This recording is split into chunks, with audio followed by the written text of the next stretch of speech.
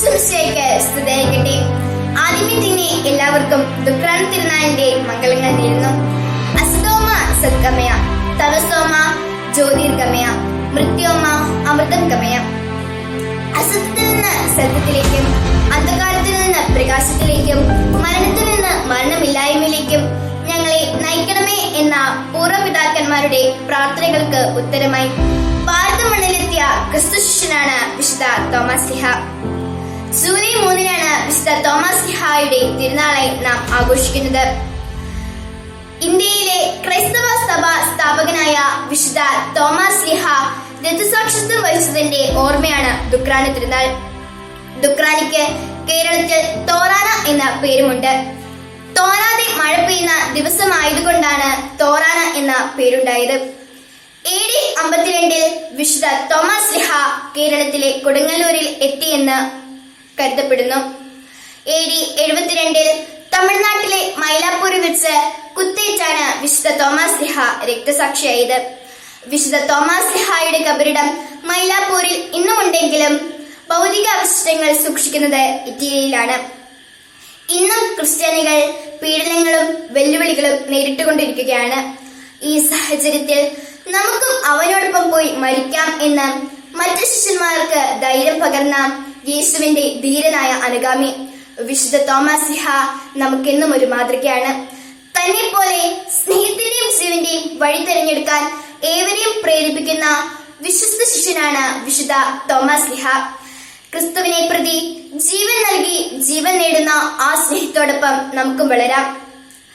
വിശുദ്ധ തോമസ് ലീഹയെ പോലെ സംശയങ്ങളുടെ നിഴലെല്ലാം മാറ്റി പൂർണ്ണ വിശ്വാസത്തോടെ എന്റെ കർത്താവേ, എന്റെ ദൈവമേ എന്ന് വിളിച്ചപേക്ഷിക്കാൻ നമുക്കേവർക്കും സാധിക്കട്ടെ.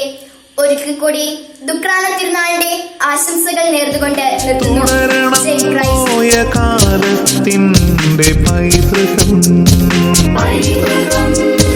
പുലരണം പുതിയ പുലരികളിവിടെ തുടരണം പോയ കാലത്തിൻ്റെ പൈതൃകം.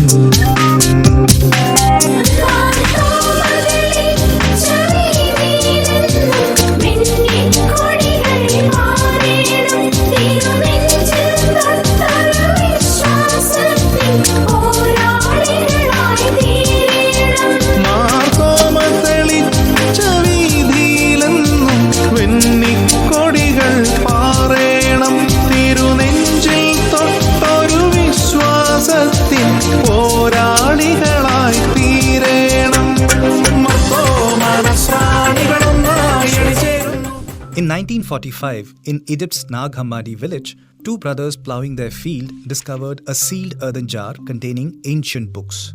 Unaware of their value, the farmers used some books as fuel for their oven and sold a few others.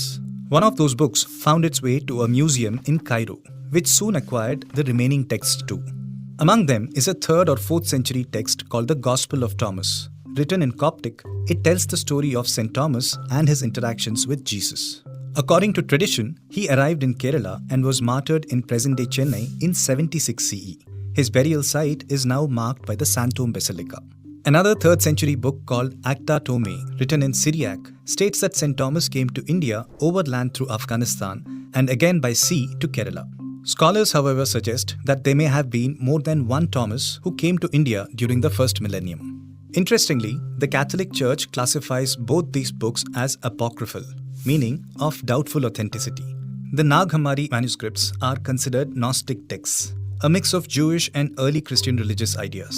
So the Vatican doesn't consider them part of the accepted canon. But it does acknowledge that St. Thomas brought Christianity to India and recognizes Santom Basilica in Chennai as one of the only 3 churches in the world built over the remains of an apostle of Jesus Christ.